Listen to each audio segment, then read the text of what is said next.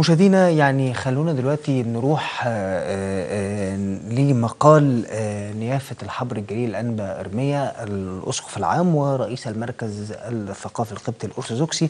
طبعا دايما بيبقى في مقالات للأنبا إرميا بتبقى يعني شيقة جدا للقراءة، وطبعا بناخد منها كمان يعني عظة وأفكار كتير. خلونا أقول لحضراتكم إن هذا المقال بعنوان جرس إنذار. خلوني أقرأ لحضراتكم بعض تفاصيله. الأنبا إرميا يقول: تحدثت المقالة السابقة عن الوعي البشري بكل ما يحمل من أفكار وآمال وذكريات تتأجج معها مشاعر المحبة أو الألم. الوعي الذي يجد بعض البشر بأبحاثهم واختراعاتهم ليتحكموا فيه، ومشروع دماغ جوجل الذي ينادون أنه يهدف إلى توظيف الذكاء الاصطناعي لخدمة البشر، وبخاصة المجالين العلمي والدراسي، ولتحدي صعوبات التعلم.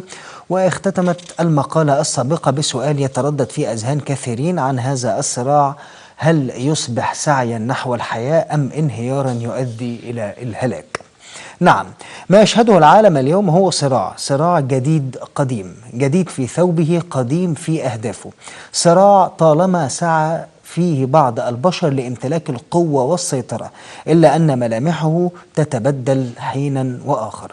ففي القديم كان الصراع سعيا لامتلاك الثروات، وشهد العالم مأساة تخجل أن تمحوها ذاكرة التاريخ في جميع أنحاء العالم، إذ حاول أناس التحكم في إخواتهم من الإنسانية باستبعادهم، كما حدث للأفارقة حين سرقوا من بلادهم ليصبحوا عبيدا، واحتلت بلاد أوروبية دولا سعيا للقوة والثروات، وما أن أسدل الستار على تلك الحقبة حتى تبدل ثوب السلطة في انتزاع حرية البشر في التفكير والاختيار. وتمثلت الذروة فيما قدمته الشيوعية من أفكار تحاول انتزاع الله من حياة البشر بإجبارهم على رفض وجوده وإلا موتهم.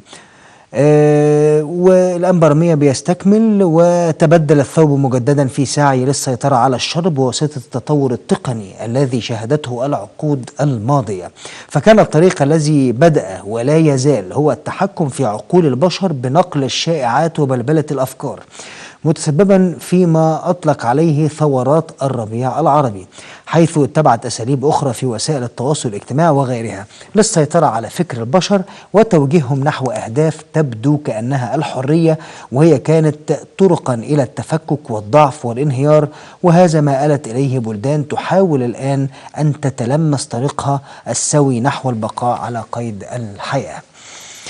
واليوم نرى تطورات مذهلة يشهدها العالم من شرائح متحكمة تتعامل بأسلوب فائق مع المخ البشري وما حوله من أشياء، مثلما أشرت بمقالات سابقة، بهدف أن تصبح الحياة أيسر وأفضل، إلا أنها في الوقت نفسه جرس إنذار مبكر. فقد وصلني تعليق من أحد رؤساء الجامعات الأفاضل كتب فيه: فمن يدرنا أن متحكمي هذه الشرائح لن يحولوا البشر مسوخا آدمية متطابقة تخضع لما يطرحونه من أفكار. والحقيقة الأنبا إرميا بيكمل: إنني أضع هذه الأمور نصب أعين الجميع بعد أن صرنا اليوم في أمس الحاجة إلى الحكمة التي تميز بين الشر وشبه الشر والخير، لا حكمة هذا العالم بل الحكمة التي يهبها الله لنا، ولا سبيل لنا إليها إلا بالصلاة والتضرع إليه. فكما ذكر في المسيحية: وإنما إن كان أحدكم تعوزه حكمة فليطلب من الله الذي يعطي الجميع بسخاء ولا يعير فسيعطي له.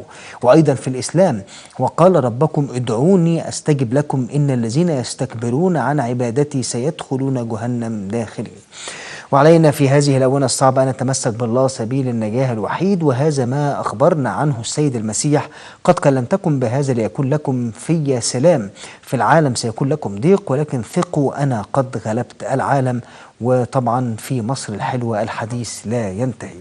الأسقف العام الأنبا إرميا الأسقف العام ورئيس المركز الثقافي القبطي الأرثوذكسي.